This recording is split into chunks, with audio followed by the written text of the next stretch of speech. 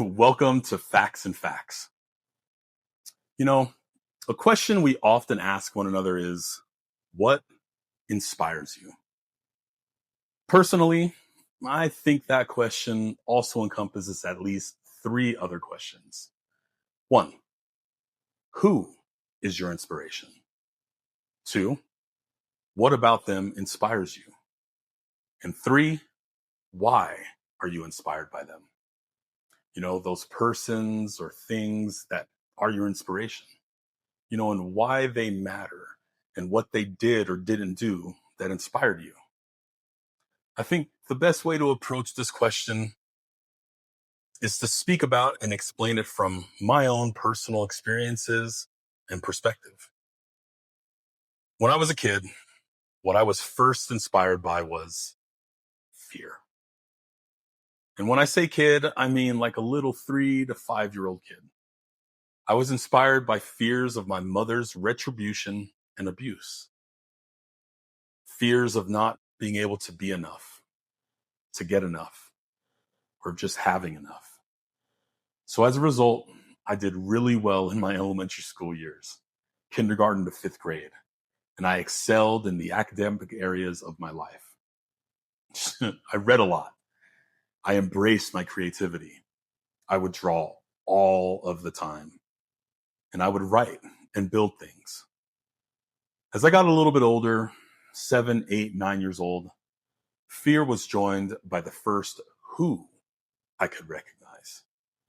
For my first couple of inspirational who's, they were my two older brothers, Mike and Paul.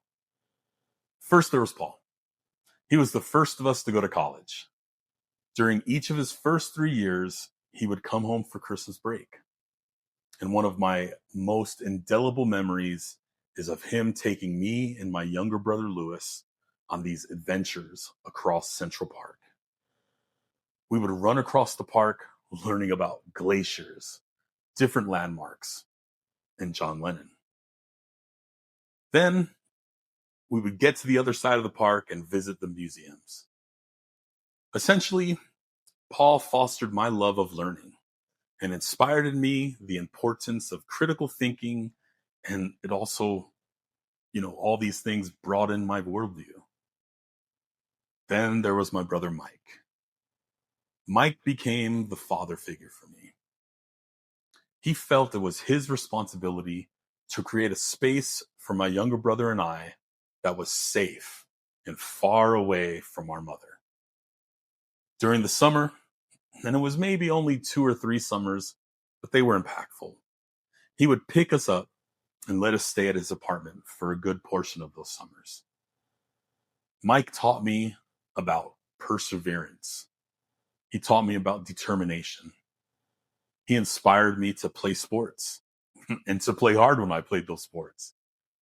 He inspired me to never give up, to adapt, to overcome, and that limiting myself was all just a Jedi mind trick. Those are my first two inspirations. As I got older, I believed I didn't have any in-home inspirations. I thought my mother wasn't an inspiration to me, but I've come to realize that she probably inspired me the most. She taught by examples and through fear. Her examples were of complacency, lack of effort, lack of motivation, secrecy and lies, some criminal activity, and neglect. She often was an enabler. On the same token, she was a betrayer. My mother was, in many ways, one of my biggest inspirations. She was the manufacturer of my first inspiration, fear. After moving from New York City to Provo, Utah in 1991, my inspirations became outside, unattainable people. They didn't come from my everyday interactions with teachers or coaches or mentors. My inspirations were sports figures and writers, probably like a lot of people. My inspirations were Michael Jordan and Orson Scott Card. But because of the examples at home, I wasn't capable of following, let alone fulfilling the feelings they inspired inside of me. It was a frustrating time, to say the least. It was a time of always hearing that I had so much potential, but fulfilling none of it. My inspirations essentially became not only unattainable, but these enigmatic things that remained perpetually out of my reach. Things just to be hoped for, but impossible to attain. I basically flew by the seat of my pants in those years. Adolescence. I instead sought for the instant gratification of love and acceptance from less desirable things and people. My potential continued to wait in limbo, barely scraped by the strained reach of my extended fingertips. Fast forward to today, I still struggle with fulfilling my potential. And I'm still mostly unsure how to reach it. As of late, my inspirations have been to follow in the footsteps of some of my favorite YouTube content creators. Folks like Steve Shives, Johnny Harris, and Orange River, just to name a few. Their content and how they present it has inspired me to create and produce the content that I'm doing now. I'm also inspired by the world and how it is today, the ebbs and flows of society, how it lives and breathes and continues to work despite, or maybe in spite of, how fallible and fragile it really is. I'm inspired by how the world is divided, how people are, our differences and our similarities, our loves and our hates, our spirit to adapt, and our fears of change. How do people lack the desire to learn and grow and to think critically? And on the flip side, how so many people have an insatiable craving for information, a desire for growth, and a need to understand. Even though I sought the community of religion, I was never inspired by God.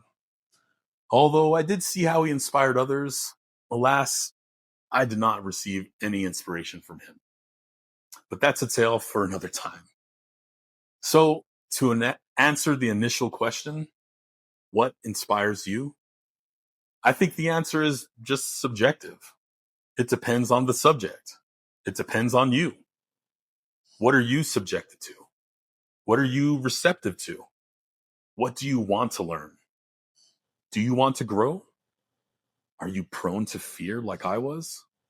Are you predisposed to adapt and overcome? Or are you just unsure of yourself and have always felt you were like a leaf blowing in the wind? Whatever it is, whatever your inspiration is, it's going to be different for each of us. I think how each of us chooses to engage with it is what matters. So, like I always say, stay engaged. If you like my content, please like, subscribe, hit the bell for notifications. Anything will help. I'm trying to build this channel and I just need everyone's help. So if you like what I'm putting out, do me those favors. Stay engaged.